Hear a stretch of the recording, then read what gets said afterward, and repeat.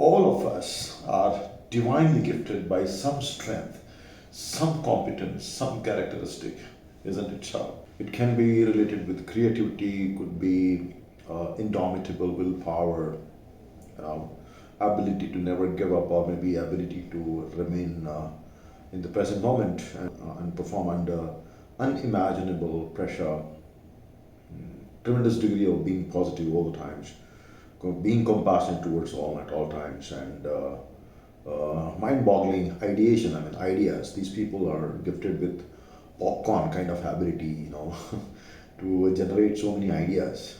So different strengths. Yeah.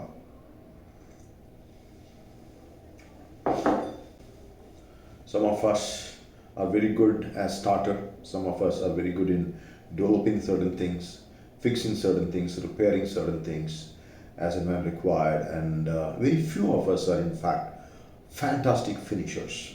Most of us start, but very few of us are able to achieve what we start. I mean, the set goal. Many times it gets fizzled away from our hands, goes out of control, and we are lost. Well, when it comes to finisher, there will be certain examples coming to your mind as well. I can think of Mahendra Singh Dhoni because he is able to clinch two World Cups for us. And so, what are the qualities of being a great finisher? I think that these people have absolute clarity on the goal. And by goal, they know how to define the goal. By goal, no mumbo jumbo stuff, but very scientific and management studies point of view. It should be a smart goal. I mean, specific, measurable, achievable, realistic, time bound. And me, being from corporate and worked on so many processes, standard operating processes, designing of it and executing of it, led many teams.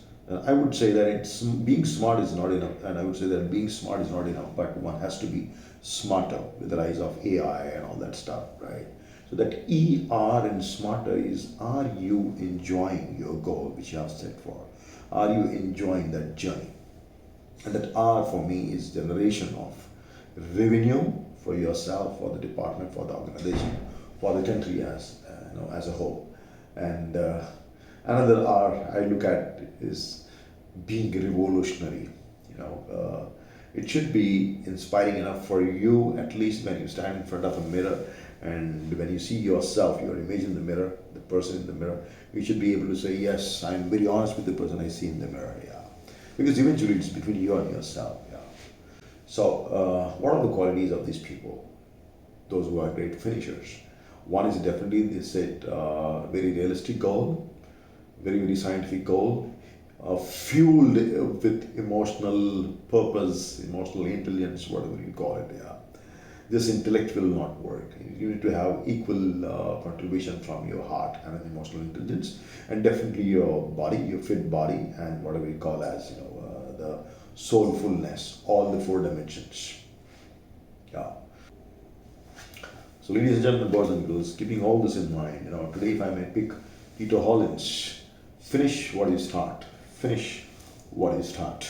Amazing book, and the art of following through, taking action, executing, and self-discipline. Because the motivation should be self-motivation. So a self-motivated person says, you can demote me, but you can't demotivate me. When it comes to my performances and my clarity of purpose, I'm going to achieve my purpose. I'm going to live my purpose. In this book, there are 8 chapters, and each chapter has 4 or 5 sub-chapters. For example, the first chapter is about stop thinking and just execute, because too much of analysis, as we understand, is, it's paralysis, it's mental paralysis.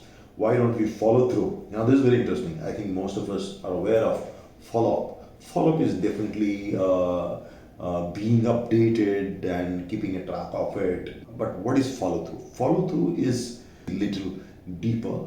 It's about your responsibility, your accountability, and you are very specific and you are detail oriented, so that as and when required during the process, you can take corrective action then and there. Second chapter is staying hungry.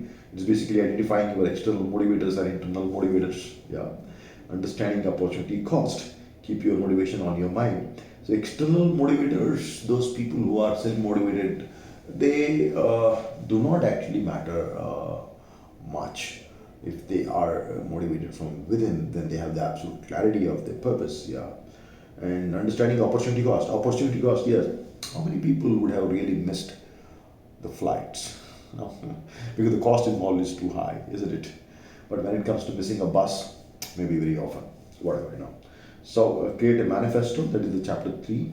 I really believe in having a manifesto, which is basically having a mission statement very clearly mentioned.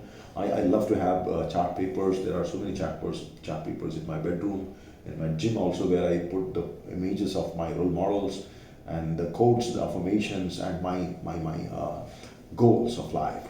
Because me being from sales and marketing, I believe that जो दिखता है वही बिकता है. And today in the world of so much of information overload, which leads to overthinking, many times we get distracted and energy gets depleted. So to narrow down to our goals, to focus, to remain focused, I think we need to have this kind of affirmations or that goal strategy next to our eye. So before hitting a bed at night, I spend 10 minutes. When I wake up early morning, I definitely have a clear look at that, and that gives me a lot of positive energy. And then 3 tasks maximum. This is one of the subchapters. I believe, because these 3 tasks, anything which is 3, is well in sync with your brain. Brain understands the language of 3. If it is more than 3, then it's too much for the brain to remember, to execute, to follow up, to follow through. The science of smashing procrastination, that is the 5th chapter. Definitely we need to work on the procrastination. What is holding you back? Is it your ill health? Is about not getting well along with your team, with your boss, with your people, maybe at your family friend. You have to make it very clear. Don't do list. Now this is very interesting. Don't do list. The wisdom lies in unlearning things, not just about learning, but unlearning which is not relevant, which is not required. Yeah.